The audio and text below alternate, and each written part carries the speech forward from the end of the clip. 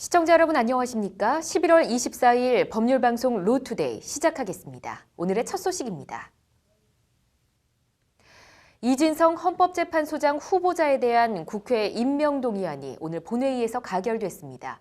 문재인 대통령은 이에 따라 오늘 오후 청와대에서 이 후보자에 대한 임명장을 수여했습니다. 10개월 동안 계속된 헌재 소장 공백 사태가 해소됨에 따라 그간 밀려있던 주요 사건에 대한 헌재의 심판도 속도를 낼 것으로 보입니다. 이철규 기자입니다. 지난 1월 31일 박한철 전 헌재소장 퇴임 이후 297일째 비어있던 헌재소장 자리가 오늘 주인을 찾았습니다. 국회는 오늘 오전 본회의를 열고 이진성 헌법재판소장 임명 동의안을 가결했습니다. 출석위원 276명 가운데 찬성표는 254표로 압도적인 찬성률을 보였습니다. 반대는 18표에 그쳤고 기권과 무효가 각각 1표와 3표 나왔습니다. 좌우 어느 한쪽으로 치우치지 않는 합리적 성품이 압도적 찬성을 이끌어냈다는 분석입니다. 문재인 대통령은 국회 가결 소식을 듣고 오늘 오후 바로 청와대에서 이진성 헌재소장에게 임명장을 전달했습니다. 문 대통령이 해외 순방 중이던 지난 10일 임명된 유남석 헌법재판관도 함께 임명장을 받았습니다. 헌재소장이 임명됨에 따라 헌재는 비로소 온전한 구인 체제를 갖추게 됐습니다. 이에 따라 주요 사건에 대한 헌재의 심판과 결정도 속도를 낼 것으로 보입니다. 헌재는 그동안 재판관과 소장 공백에 따른 왜곡된 결정을 우려해 양심적 병역 거부자나 한일 위안부 합의 위헌 확인, 낙태죄 처벌 위헌 사건 등 굵직한 현안에 대한 판단을 미뤄왔습니다. 지난 22일 국회 인사청문회 후 이틀 만에 본회의 가결. 헌재소장 공백 사태가 길어지는 것을 두고 법조계 안팎에서 우려와 비판의 목소리가 높아지는 것을 여야 모두 의식한 걸로 보입니다. 신임 이진성 헌재소장은 재판관 잔여 임기인 내년 9월 19일까지 헌재 소장직을 수행합니다. 법률방송 이철규입니다. 국정농단 재판을 받고 있던 최순실 씨가 오늘 휴정 시간에 재판장에서 못 살겠다, 빨리 사형을 시켜달라고 울부짖으며 통곡을 하다 휠체어에 실려 나갔다고 하는데요. 어떤 일이 있었고 무슨 영문인지 석대성 기자가 전해드립니다. 국정농단 뇌물수수 혐의 재판, 서중조사가 한창이던 오늘 오후 3시 10분쯤 최순실 씨 변호인이 조금 쉬었다 하자며 재판부에 휴정을 요청합니다. 하지만 검찰은 5분만 하면 끝난다며 증거 제시를 이어갔고 재판부도 재판을 계속 진행합니다. 그러자 돌연 최순실 씨가 피고인석에서 풀썩 엎드렸고 최 씨 변호인은 다시 휴정을 요청합니다. 이에 재판부는 20분간 휴정하겠다며 휴정을 선언했고 돌발 사태는 이때부터 납니다. 변호인과 교도관의 부축을 받고 일어나려던 최순실 씨가 몸이 안 좋은 듯 그대로 다시 자리에 주저앉았고 이내 서럽게 울기 시작한 겁니다. 최순실 씨는 못 참겠어, 나쁜 놈들이야, 그냥 죽여주세요, 빨리 사형을 시켜주세요 하며 울부짖었고 울음은 대성통곡으로 이어졌습니다. 당황한 변호인이 달래보려 했지만 최 씨는 더욱 크게 빨리 죽이라고, 빨리, 나 죽겠다고요, 살려놓고 이따위로 나 미치겠어 진짜, 못 살겠어 진짜 하며 발을 구르며 목을 놓아 울었습니다. 발을 구르던 최 씨는 이내 바닥에 주저앉아 계속 너무 분해서 못 살겠단 말이에요, 더 살고 싶지 않아요 라는 말을 반복하며 서럽게 통곡했습니다. 20분 가까이 통곡에 통곡을 거듭하던 최순실 씨는 거의 혼절 상태로 휠체어에 실려 나갔고 오늘 공판은 그대로 종결됐습니다. 최 씨 측 이경재 변호사는 최순실 씨가 과도한 재판과 수사 스트레스와 압박 때문에 통곡한 거라고 말했습니다. 최 씨는 특히 최근 국정원 특수활동비 수사 관련 검찰이 박 전 대통령이 받은 40억 원의 용처 등에 대해 자신을 조사하려는데 극심한 스트레스를 받는 것으로 전해졌습니다. 이와 관련 최순실 씨는 어제 공판에서도 특활비도 모르고 정치인도 아닌데 검찰이 모든 사건의 정점을 나한테 맞춘다, 검찰이 너무 나에게 씌우는 경향이 있다며 억울함을 호소했습니다. 아는 것도 없는데 무슨 일만 터지면 자신을 불러 조사하냐며 끝내 법정에서 목을 놓아 통곡해버린 최순실 씨. 검찰은 그러나 국정원 특활비 상납 관련 최 씨에 대한 조사가 꼭 필요하다는 입장입니다. 법률방송 석대성입니다. 롯데홈쇼핑 뇌물수수 혐의 등으로 구속영장이 청구된 전병헌 전 청와대 정무수석에 대한 영장실질심사가 오늘 열렸습니다. 제가 검찰에서 충분히 소명했는데도 불구하고 이 상황까지 온 것에 대해서 사실 납득하기는 어렵습니다. 특별한 곡절이 있지 않기를 바라고요. 오늘 실질심사에서 최선을 다해서 다시 한번 소명하고 그리고 오해가 풀릴 수 있도록 그렇게 보겠습니다. 전 전 수석은 자신이 회장과 명예회장을 지낸 한국 e스포츠협회에 지난 2015년 7월 롯데홈쇼핑이 3억 3천만 원의 후원금을 내게 한 혐의를 받고 있습니다. 검찰은 또 전 전 수석이 청와대 정무수석으로 재직하던 지난 7월에도 e스포츠협회가 기획재정부에 요청한 정부 지원금을 거절당하자 기재부 고위관부에게 직접 전화해 20억 원의 예산 배정을 성사시킨 의혹에 대해서도 수사 중인 것으로 알려졌습니다. 전 전 수석 구속 여부는 오늘 밤 늦게나 내일 새벽 결정될 전망입니다.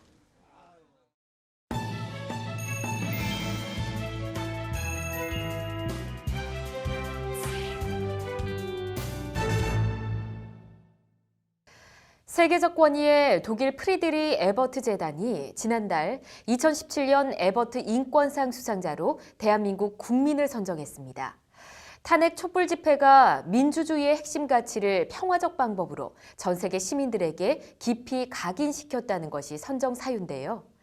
고대 그리스 아고라처럼 시민들의 담론과 소통의 공간이 되고 있는 서울 광화문 광장.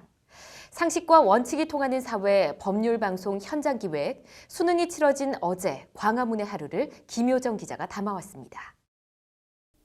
대한민국 수도 서울의 중심 광화문 광장. 오전 11시 난데없이 광화문 광장 한복판에서 목탁 소리가 울려 퍼집니다.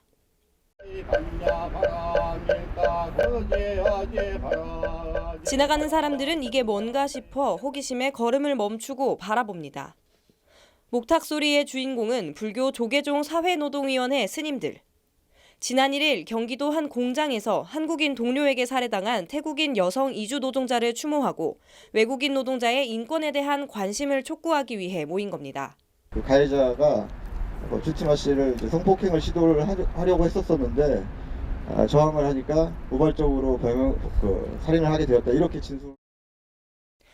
같은 시간 광화문 광장 바로 건너 청계천 소라광장. 죽음의 입시 경쟁 교육을 폐지하고 무너진 학교 교육을 바로 세우는데 더 이상 머뭇거릴 이유가 없다. 수능 당일 정부의 대입제도 개선을 촉구하는 기자회견을 열고 있는 겁니다. 학부모와 교직원 단체의 기자회견이 끝나자 이번엔 그 자리를 아직은 앳돼 보이는 어린 학생들이 이어봤습니다. 이들은 대학을 안 갔어도 차별받지 않는 사회를 꿈꾸며 자발적으로 대학 입시를 거부하는 투명 가방끈이라는 단체에 소속된 젊은이들입니다. 그리고 이날 이 자리엔 수능 시험장에 있어야 할 고3 학생도 있습니다. 선택의 주체가 되기 위해 꿈을 향해 나아가기 위해 대학 입시 거부를 선언합니다. 지난 겨울과 봄 사이 박근혜 전 대통령 탄핵 촛불 집회가 이어진 곳도 바로 이곳 광화문 광장입니다. 대통령 탄핵이라는 거대 정치 이슈부터 대학 등록금 얘기까지 광화문 광장은 우리 사회의 다양한 계층, 다양한 사람들의 다양한 목소리가 쏟아지는 담론의 장이 되고 있습니다.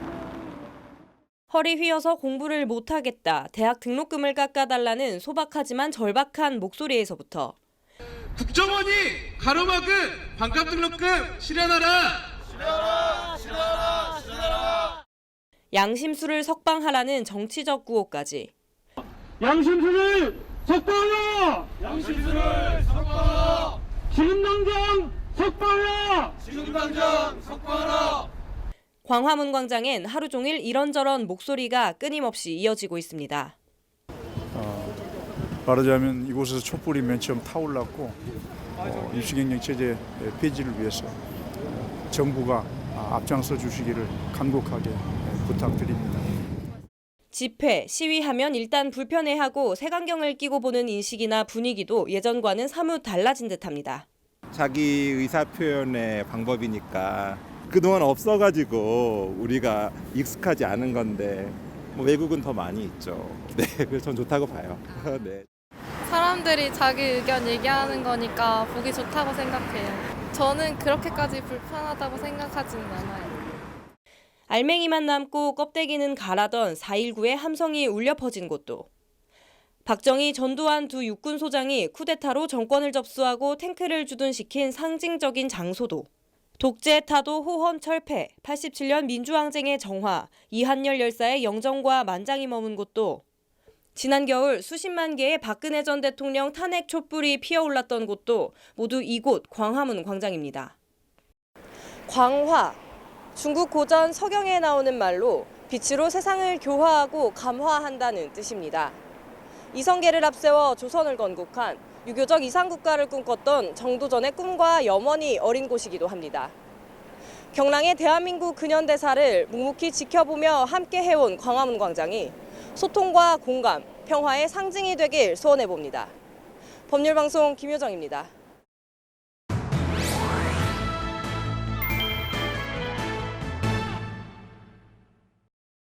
국가인권위원회가 CCTV를 활용해 경찰관의 근무 태만을 입증하는 것은 인권 침해라며 경찰청장에게 영상정보 활용에 대해 실태 점검할 것을 권고했습니다. 어디까지 프라이버시가 보호돼야 하는 것인지 궁금합니다. 오늘 유정훈 변호사의 뉴스와 법에서 이와 관련해 이야기 나눠보도록 하겠습니다. 어서 오십시오. 네, 안녕하세요. 네, 반갑습니다. 우선 경찰이 어떤 경위로 이 국가인권위원회에 진정을 제기한 것인가요? 네, 경찰은 수사기관이나 경찰 개인의 비리를 다루기 위해서 청문감사실을 운영하고 있습니다. 한 경찰관이 근무 태만을 하였다는 첩보를 입수한 청문감사실 담당 직원이 이 근무 태만 여부를 확인하기 위해서 CCTV 자료를 분석하게 됩니다. 네. 이런 과정을 토대로 해당 경찰관이 정직 2개월이라는 징계 처분을 받게 됩니다. 예. 그러자 이제 해당 징계를 받은 경찰관이 국가인권위원회에 본래 용도와 다르게 영상 자료가 사용된 것은 인권 침해라면서 진정을 제기하게 된 것입니다. 그렇군요. 징계를 받은 경찰관이 이의를 제기했는데 이 본래 용도가 아니다라고 했습니다. 그건 어떤 의미일까요? 네, 개인정보보호법 제25조에 따르면 누구든지 공개된 장소에서 영상정보 처리 기기를 설치하거나 운영해서는 안 된다고 규정하고 있습니다. 네. 다만 예외적으로 교통 단속이라든지 또는 범죄 수사와 예방, 그리고 시설 안전과 화재 예방 등에 필요한 최소한의 조치가 필요한 경우에만 허용하고 있습니다. 해당 경찰은 이처럼 수사 목적이 아닌 감찰을 위해서 CCTV 자료를 활용했다는 것을 문제 삼은 것입니다. 그렇군요. 국가인권위원회의 결정 내용은 어떤 것일까요? 네, 경찰 측은 직무 태만을 입증하기 위해서 CCTV를 활용한 것은 최소한의 조치였다. 그렇기 때문에 인권 침해는 없었다라는 주장을 했습니다. 예. 그렇지만 국가인권위원회에서는 경찰이 지적하는 것처럼 CCTV가 다른 목적으로 사용되었다는 점, 그리고 장기간, 한 달이라는 장기간 동안 CCTV 영상 자료가 수집되었다는 점, 예. 그리고 꼭 CCTV가 아니라 하더라도 다른 방식으로 비의 사실을 입증할 수 있었는데 그렇지 않았다는 점 등을 토대로 해서 네. 인권 침해 소지가 있다고 판단한 것입니다. 네, 그렇군요. 해당 경찰관이 앞서 말씀하신 네. 내용으로 정직 2개월 처분을 받았다라고 했는데 만약 그렇게 된다면 이 징계 자체도 무효가 되는 건가요? 네, 그렇지는 않습니다. 그 형사소송법에서는 위법하게 수집된 증거는 배제되어야 된다는 원칙이 있습니다. 그렇지만 징계 절차에 이런 원칙이 적용되지는 않고 있습니다. 네. 특히나 징계 절차와 국가인권위원회 결정 자체는 다른 차원의 문제이기 때문에 징계 자체가 무효로 될 것으로 보이지는 않습니다. 그렇군요. 좀 이제 크게 질문을 드려보도록 하겠습니다. 이 CCTV 설치라는 것이 프라이버시권 침해를 가져올 수 있다라고 말씀을 해주셨는데 프라이버시의 정의는 무엇일까요? 네, 프라이버시란 개인의 사생활이나 개인의 사적인 일들이 개인의 동의 없이 공개되거나 또는 간섭받지 않을 자유를 말합니다. 네. 특히나 자신에 관한 정보가 누구에게 어떤 범위 내에서 공개되고 또 어떻게 이용될 수 있는지를 스스로 결정할 수 있는 자유를 포함하기 때문에 개인정보 보호와 아주 밀접한 관계가 있습니다. 그렇군요. 프라이버시의 범위라고 할까요? 어디까지 좀 보호를 받을 수 있을까요? 예, 프라이버시로 보호되는 개인정보는 성명, 주민등록번호와 같은 인적사항뿐만 아니라 경제적, 사회적 지위, 그리고 교육, 의료정보 같은 것도 포함을 합니다. 또 넓게는 정치적 성향과 같은 내밀한 비밀, 이런 것까지도 포함을 하고 있습니다. 그렇군요. 만약 프라이버시를 침해받았다라고 한다면 구제 방법은 없을까요? 네, 개인정보와 관련해 분쟁이 발생한 경우에는 개인정보 분쟁조정위원회를 통해서 당사자 사이 협의를 거칠 수가 있습니다. 이런 협의 절차가 아니라 하더라도 그 외에 행정소송, 또 헌법소송, 또는 아까 경찰이 제기한 것 같은 국가인권위원회 진정을 통해서도 네. 해결할 수 있습니다. 그렇군요. 알겠습니다. CCTV 등을 활용해서 개인정보를 수집하게 되는 경우 이 프라이버시를 침해하지 않도록 적절히 활용하는 방안이 필요할 것 같습니다. 네. 오늘 말씀 고맙습니다. 네, 감사합니다. 이어서 법조계 소식 전해드립니다. 세월호와 가습기 살균제 사건 특별조사위원회 구성을 골자로 하는 사회적 참사의 진상규명 및 안전사회 건설 등을 위한 특별법, 사회적 참사법이 오늘 국회를 통과했습니다. 사회적 참사법은 국회 선진화법에 따른 1호 신속처리 안건으로 지정됐던 법안입니다. 신속처리 안건으로 지정되면 상임위 등에서 계류기간이 330일을 넘길 경우 자동으로 본회의에 상정됩니다. 매년 8월 14일을 일본군 위안부 피해자 기림의 날로 지정하고 피해자 지원을 확대하는 내용의 법안이 오늘 국회 본회의를 통과했습니다. 법안은 위안부 피해자에 대한 생활 안정 지원 및 기념사업, 피해자 의견 청취 및 주요 정책 국민 공개 등의 내용을 담고 있습니다.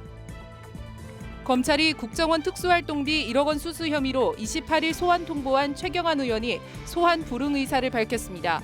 최 의원은 오늘 자유한국당 의원총회에서 공정하지 못한 수사에는 협조하기 어렵다며 수단 방법을 가리지 않는 이런 검찰 수사에 수사를 맡겨서는 안 된다고 말했습니다. 검찰은 이에 대해 최 의원 측으로부터 소환에 불응하겠다는 입장을 전달받은 바 없다고 밝혔습니다. 부산지법은 오늘 회사 돈 705억 원을 빼돌리고 정관계 인사들에게 5억 원대 로비를 한 혐의로 구속 기소된 LCT 비리 이용복 회장에게 징역 8년을 선고했습니다. 이 씨 1심 선고는 LCT 비리가 불거진 지 1년 8개월 만으로 그간 현기환 전 정무수석, 허남식 전 부산시장, 배덕광 의원 등 정관계 인사들이 줄줄이 1심에서 실형이 선고됐습니다.